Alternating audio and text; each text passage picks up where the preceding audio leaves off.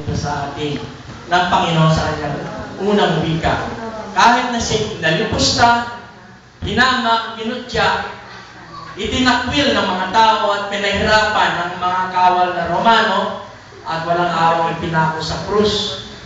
Pero ano po nakita? Pinakita sa nagawa pa rin niya na patawarin at hihingi pa ng tawad sa kanyang amang Diyos ang lahat ng mga nagkasala sa kanya. Mensahe po para sa atin, pagpapatawad, yan ang aral na kanyang iniwan sa kanyang unang wika. Tayo'y kinakailangan na matutong magpatawad sa sino mang magkasala sa atin. So sa ikalawang wika po, na tinalakay po sa atin kapatid na Felix, napakaganda po ng mga pagtalakay ng mga kapatid natin. No? Sinasabi ko sa iyo, ngayon din isasama kita sa paraiso. Dito po makikita natin, ano? Ipinapakita sa atin ng takbong yun na ang Diyos ay hindi nagtatangi ng tao. Wow! Kahit na criminal, kahit na sino, kahit na Hudyo, kahit na Grego, kahit na tayo mga Hentil. Sabi nga ni Brother John kanina, tayo nakasaling bigla, di ba? Kasi sa Diyos po, lahat ay isa kay Kristo. Okay? Ano po? Dito pinakita po niya sa atin, no? Na gaano man kasama yung mga tao, gaano man yung mga atrasong nagawa natin sa Diyos, no? Pero ang Diyos po, lagi, tulad ng ginawa po ng isang pusakal na magnanakaw sa kanyang tabi, pag ikaw ay nagsisi sa Diyos, lumapit sa Diyos, siya po ay mayroong awa, kahabagan, at yung pagmamahal, nakalanan siya lagi na magpatawad sa atin. Yung ikatlo po na talata, no, yung wika, yung ginang, no, binigyan ko sa atin kanina ni Brother Arnel. Narito ang yung anak at sinabi sa alagad, narito ang iyong ina. Alam po niyo yung ikalimang utos? Yung ikalimang utos, yung igalang mo ang iyong ama at ina. Ang utos na ito hindi lamang po pagrespeto, tulad ng nakikita natin igalang. Ang salitang igalang, ang sinasabi po dito, ay meron pong kalakip na mga tungkulin. May mga tungkulin, duties and responsibilities sa ating mga magulang. Alam po nito kasi na sa kabila ng, alam ng Panginoon na sa kabila ng hirap, no, na kanyang dinaranas, nasa isip pa rin po niya yung kapakanan ng kanyang ina. So ano po yung message para sa atin? Ang iniiwang mensahe po sa atin na ang ikatlong wika, yung kailangan po natin ang pagmamahal, pagkalinga, pag-aarga, pagkukuko, pagmamalasakit sa kapakanan ng ating mga magulang. Ito po yung sa 10 utos na nilagyan po ng isang napakagandang pangako ng Diyos. Mga pangako ng pagpapala. Babasahin po natin mula sa simula ng 10 utos hanggang sa ika-10. Ito yung utos na may pangako. No, kakaiba po ito. So, yun po, pagmamalasakit sa ating mga magulang. Ika-4 na wika, ano po yung mensahe niliwan sa atin? Diyos ko, Diyos ko. Yan po ang tinalakay sa atin ni kapatid na Jojo. No? Alam po ninyo, at napakahirap talaga, hindi ba? Kung makikita natin, katakataka. Sabi nga ni Brother Jojo kanina, very complicated ito. Kasi sometimes kasi, maraming mga tanong, kung Diyos siya, bakit? Bakit niya sinasabi yung mga ganyang salita, di ba? So, debatable. Pero alam po ninyo, yung salitang yan po ay, yan ay isang hinahin. Tama ba yung ano ko yun? Age ko? Hinahin. Ano? Hinahin. Hinahin. Okay, yun po, daing. Okay, daing. Daing ng ating Panginoon Jesucristo sa kanyang pagkakatawang tao, bilang tao sa kanyang kalagayan. Na po alam naman natin, siya ay Diyos at tao, di ba? So sa kanyang kalagayan, sa kanyang pagkakatawang tao, no?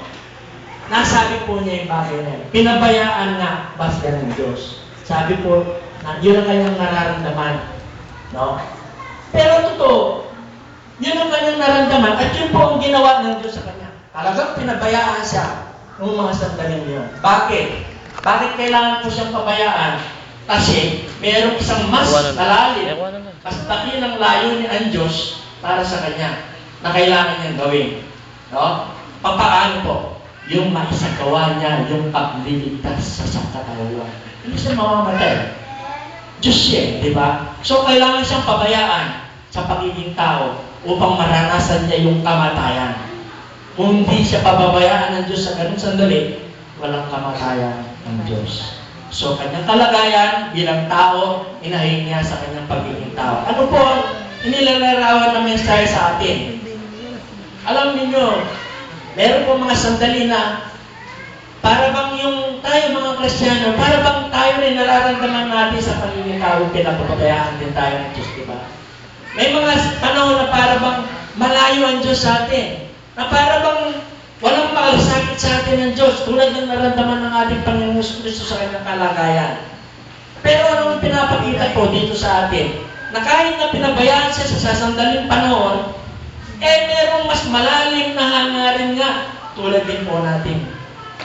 May mga sandali na dumarating po sa atin, yung mga kapighatian, yung mga kalungkutan, yung mga pagsubok, no? Na para bang nararamdaman natin, walang pakialam sa akin ng Diyos, nakakalungkot.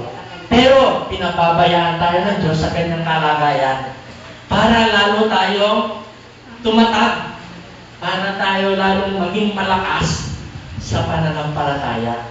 No? Kaya po, kung may mga pagkataon na parang pinababayaan tayo, huwag tayo mawalan ng lakas. Kailangan po, ay lalo tayong tumingin kung ano ang mabuti para sa atin.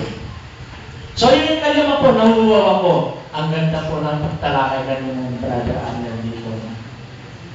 Tama po ang sabi niya.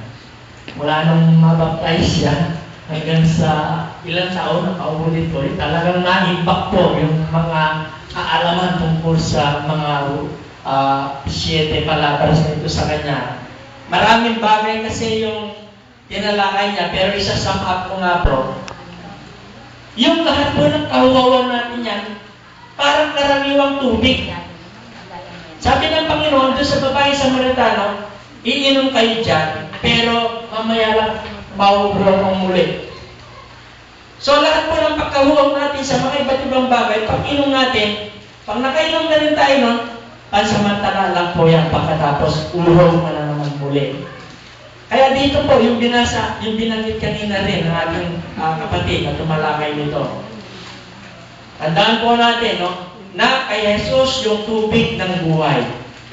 Ibig sabihin, sabi po ng Panginoon doon sa Samaritana, sino man ang uminom ng tubig ng buhay na ito, ay bibigay na nanggagaling sa Panginoon, hindi siya mahuhugaw kailanman. Ang tanong, bakit nahuhugaw ang Panginoon? Bakit siya nahuhugaw? Gayong yung tubig ng buhay ay nasa Kanya. Alam po ninyo, hindi tubig. Hindi lamang tubig. Bagamat sa kanyang physical na katawan, yun nga naman, mula pa kagabi, hindi pa siya nakakainom, di ba? Hanggang ngayon na nakapako siya, hindi pa rin siya nakakainom. Talagang kurang din siya sa tubig. Pero meron pong isang pagkahuhaw, tulad ng sinabi nga ng kapatid. Ang ating Panginoon na hinihintay sa atin, uhaw siya sa paglilingkod. Uhaw siya sa bawat isa sa atin, sa pagsunod sa kanyang mga utos. Uhaw siya sa pagmamahal ng bawat isa sa atin. Yeah? Ganun po ang pagkauhaw na nararamdaman niya sa atin. Sana lahat tayo makatulong doon sa pagkauhaw ng Panginoon habang siya nakabayubay, nauhaw siya, matighaw sana o masatisfy natin ang Panginoon sa kanyang pagkauhaw. So, dadako po tayo doon sa ika-6. Tinalakay ni kapatid ni John, no? Yung naganap na ilang sundalo, di ba? Pag sundalo po na utusan, pagbalik nila, meron sakot sila sa kanilang officers. Mission accomplished. So, yun po ang sinabi ng Panginoon. Naganap na. Mission accomplished. Lahat ng mga hula sa kanya ng propeta, lahat ng mga utos na dapat ipagawa sa kanya ng Panginoon, Ama niya, lahat ng sakripisyo na dapat niyang pagdaanan sa pagtubos ng kasalanan, lahat yan ay naganap na. Nagampanan na ng Panginoong Yesus ang kalooban ng kanyang Ama. Nagawa na niya kung ano mission niya dito sa lupa. Kaya lang po, kung titignan natin, bakit sinabi pa ng Panginoon yun? Sa ibabaw ng krus. May tanong kasi. May hamon kasi. May hamon. Kaya niya sinabi, hamon. Ang tanong kasi, tayo kaya? Tayo kaya? Yun po ang iniiwan na tayo. Tayo kaya? Masasabi rin kaya natin sa Panginoon Diyos, pagdating niya, naganap na ba natin? Naganap na ba natin yung mga utos niya? Naganap na ba yung kalooban niya? O baka naganap na yung mga kalokohan natin? Diba? Yun po ang haharapin natin pagdating ng Panginoon. Kailangan tulad ng ating Panginoon sa Kristo, sa babaw ng krus, kung pagmamalaki natin ay sasagot sa Panginoon Diyos. Diba? Naganap ko na. Mission accomplished. Yan po ang mensahe sa atin. So, sa ikatlo po, Ama, sa mga kamay mo ay ipinagtatagubilin ko ang aking espiritu. Dami po, hindi ba? Just sa tinalakan natin from 1 hanggang sa 6, daming sakripisyo, kalbaryo na pinagdaanan ng Panginoon. Sabi po kanina ni Brother Hermie na siyang tumalakay nito, meron po siyang isang talata na ginamit. No? Yung unang Pedro 2:23, sabi po doon, sa kabila ng pag-alipusta na tinanggap niya, ay hindi siya gumanti. Wow! No? Sa kabila ng pagpapahirap na ginawa sa kanya, ay hindi siya nagbanta. Bagkus ay patuloy siyang nanalig at nagtiwala sa Diyos na makatarungan. Bakit kailangan pang sabihin ng Panginoon sa oras na yun, yung salitang ito? Bakit kailangan pa niya isigaw? Para may makarinig. Para may makarinig.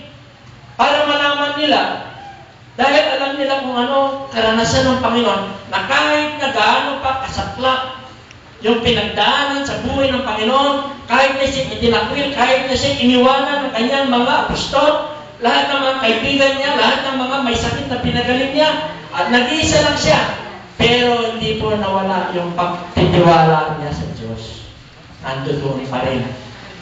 Kayang-kaya pa rin niyang ipagtagubilin yung kanyang espiritu sa Diyos. Tayo po,